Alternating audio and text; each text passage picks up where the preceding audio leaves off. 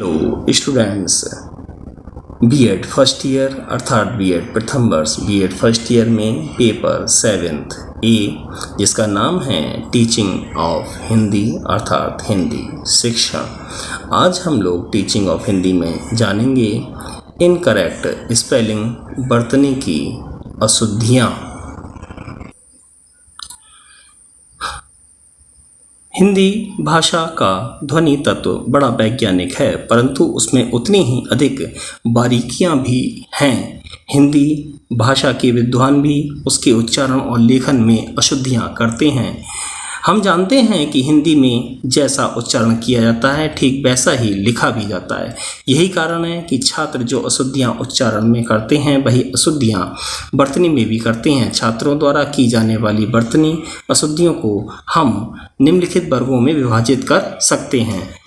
सबसे पहले हम जानेंगे अक्षर संबंधी बर्तनी अशुद्धियां। हिंदी की कुछ मूल ध्वनियों में इतना कम अंतर है कि छात्र प्रायः उनके उच्चारण में भूल करते हैं, तब उनकी बर्तनी में भूल होना स्वाभाविक ही है। इस प्रकार की बर्तनी अशुद्धियों के उदाहरण हैं शुद्ध, अशुद्ध। तो शुद्ध है आपका विषय और अशुद्ध है आपका विषय। शुद्ध है आपका साहब और अशुद्ध है आपका शाहब।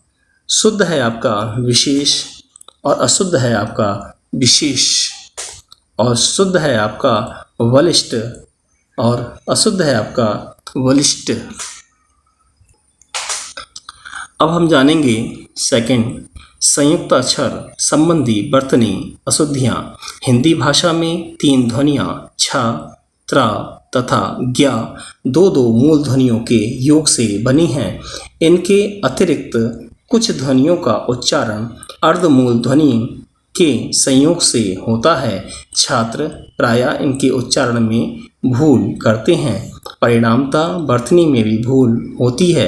इस प्रकार की बर्तनी अशुद्धियों के उदाहरण हैं शुद्ध शब्द है छात्र, अशुद्ध शब्द है छात्र, और शुद्ध शब्द है उद्धृत और अशुद्ध शब्द है उग्रत। शुद्ध शब्द है ज्ञान, अशुद्ध शब्द है ज्ञान। शुद्ध शब्द है विद्यालय, अशुद्ध शब्द है विद्यालय। तीसरा बिंदु है मात्राएं एवं रेफ संबंधी बर्तनी अशुद्धियाँ। छात्र प्रायः मात्रा युक्त शब्दों के उच्चारण में भूल करते हैं, परिणामतः उतनी बर्तनी में भी भूल करते हैं। जो छात्र रेफ को अक्षर पर चढ़ाने के नियम नहीं जानते हैं वे रेफ संबंधी बर्तनी अशुद्धियाँ करते हैं। इस प्रकार की अशुद्धियों के उदाहरण हैं शुद्ध शब्द और अशुद्ध शब्द। तो शुद्ध शब्द है आपका रवि और अशुद्ध शब्द है रवि, और शुद्ध शब्द है आशीर्वाद और अशुद्ध शब्द है आशीर्वाद। शुद्ध शब्द है भानु, अशुद्ध शब्द है भानु। शुद्ध शब्द है निर्भीक, अशुद्ध शब्द है निर्भीक। अब 4th पॉइंट अनुनासिक, अनुस्वार और चंद्र बिंदु संबंधी बर्तनी अशुद्धियाँ। अधिकतर छात्र अनुनासिक, अनुस्वार और चंद्र बिंदु के अंतर को नहीं समझते हैं। जहाँ जो मन जाता है उसका प्रयोग कर देते हैं। अर्ध अनुस्वार इस प्रकार की अशुद्धियाँ तो हिंदी के विद्वानों तक से होती हैं। इस प्रकार की अशुद्धियों के उदाहरण हैं शुद्ध शब्द और अशुद्ध शब्द। शुद्ध शब्द है सम्मति और अशुद्ध शब्द है सम्मति, और शुद्ध शब्द है अनुसंधान और अशुद्ध शब्द है अनुसंधान। शुद्ध शब्द है संस्कृति, अशुद्ध शब्द है संस्कृति, और शुद्ध शब्द है गांव, अशुद्ध शब्द है गांव। बी पॉइंट आता है, 5वां बिंदु आता है ध्वनि लोप संबंधी बर्तनी अशुद्धियाँ। प्रायः छात्र उच्चारण में ध्वनि लोप करते हैं, तब बर्तनी में भी यथा ध्वनि का लोप स्वाभाविक होता है। कभी कभी शीघ्रता में लिखने में भी इस प्रकार की भूलें होती हैं, जिसके कुछ उदाहरण इस प्रकार से हैं। शुद्ध शब्द और अशुद्ध शब्द, शुद्ध शब्द और अशुद्ध शब्द।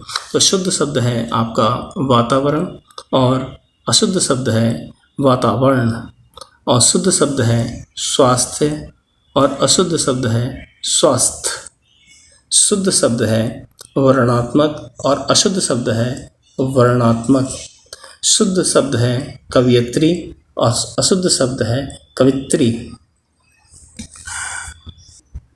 अगला छठा पॉइंट आता है ध्वनि आधिक्य संबंधी वर्तनी अशुद्धियाँ। कभी कभी छात्र कुछ शब्दों के उच्चारण में अतिरिक्त ध्वनियों का उच्चारण करते हैं, तब उन शब्दों के लिखने में भी इस प्रकार की भूलें होना स्वाभाविक है। उदाहरण स्वरूप शुद्ध शब्द, अशुद्ध शब्द, शुद्ध शब्द, अशुद्ध शब्द। शुद्ध शब्द में आता है प्रदर्शनी, अशुद्ध शब्द है प्रियदर्शनी। शुद्ध शब्द है भैया, अशुद्ध शब्द है भैया। शुद्ध शब्द है दंपत्ति, अशुद्ध शब्द है दंपत्ति। शुद्ध शब्द है निश्चल, अशुद्ध शब्द है निश्चल। और अगला सातवां पॉइंट आपका आता है ध्वनि परिवर्तन संबंधी वर्तनी अशुद्धियाँ। हिंदी के कुछ शब्दों में दो समान ध्वनियों का एक साथ प्रयोग होता है। इनके उच्चारण और लिखने में छात्र प्रायः भूल करते हैं। इस प्रकार की वर्तनी अशुद्धियों के कुछ उदाहरण प्रस्तुत हैं। इसमें आपका आता है शुद्ध शब्द और अशुद्ध शब्द, शुद्ध शब्द और अशुद्ध शब्द। तो शुद्ध शब्द आता है विशेष, अशुद्ध शब्द आता है विशेष। शुद्ध शब्द आता है प्रशंसा, अशुद्ध शब्द आता है प्रशंसा। शुद्ध शब्द है पश्चिम, अशुद्ध शब्द है पश्चिम। शुद्ध शब्द है निश्चित, अशुद्ध शब्द है निश्चित। अगला आठवां पॉइंट अनुस्वार और नुक्ता, ये नुक्ता लगा हुआ है, का अनावश्यक प्रयोग। नाक में बोलने वाले छात्र शब्दों के ऊपर प्रायः अनुस्वार लगा देते हैं। कुछ छात्र उर्दू ध्वनियों को व्यक्त करने के लिए प्रयोग किए जाने वाले नुक्ते का अनावश्यक प्रयोग करते हैं। इस प्रकार की वर्तनी अशुद्धियों के कुछ उदाहरण प्रस्तुत हैं, जिसमें पहला बिंदु आपका आता है शुद्ध और अशुद्ध, शुद्ध और अशुद्ध। तो शुद्ध में आता है आपका चाहिए और अशुद्ध में आपका आता है चाहिए। शुद्ध शब्द है हमारा हमारा और अशुद्ध शब्द है हमारा। शुद्ध शब्द है वजन और अशुद्ध शब्द है वजन। शुद्ध शब्द है ख्याल और अशुद्ध शब्द है ख्याल। तो यहाँ पर ध्यान देने वाली ये बात है, जो नुक्ता या अनुस्वार लगा हुआ है, जैसे चाहिए में यहाँ पर चंद्रबिंदी लगी हुई है, हमारा में यहाँ पर बिंदी लगी हुई है, और वजन में यहाँ पर ये बिंदी लगी हुई है, और ख्याल में यहाँ पर ये बिंदी लगी हुई है, जो कि अशुद्ध है। अगला पॉइंट आता है 9वां पॉइंट शब्द रचना संबंधी वर्तनी भूलें। हिंदी की अनेक बोलियां हैं, बच्चों पर बोलियों का प्रभाव होता है। उसके कारण उनके उच्चारण और लेखन दोनों में अशुद्धियां होती हैं। फिर हिंदी में कुछ शब्दों की वर्तनी अभी तक निश्चित नहीं है। विद्वान ही उन्हें भिन्न भिन्न रूप में लिखते हैं। इनके अतिरिक्त भाषा के व्याकरण का ज्ञान न होने के कारण बच्चे कुछ अशुद्धियां लिंग, वचन, विभक्ति, उपसर्ग, प्रत्यय, संधि और समास संबंधी करते हैं।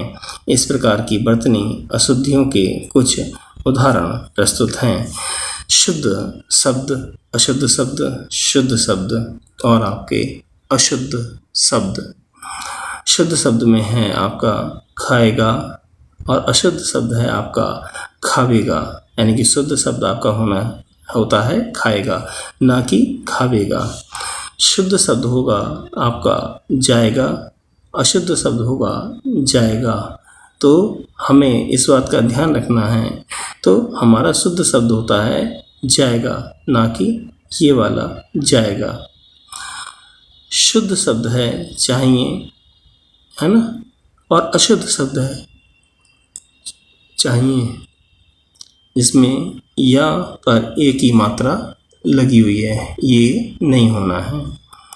अगला पॉइंट आया आपका भैया, ये आपका शुद्ध शब्द है और इसमें एक आधा या और मिला दिया है, ये आपका अशुद्ध है और इस बात का ही हमें ध्यान रखना है, ये आपका अशुद्ध है। शुद्ध शब्द है हमारा अनेक और अशुद्ध शब्द है अनेकों।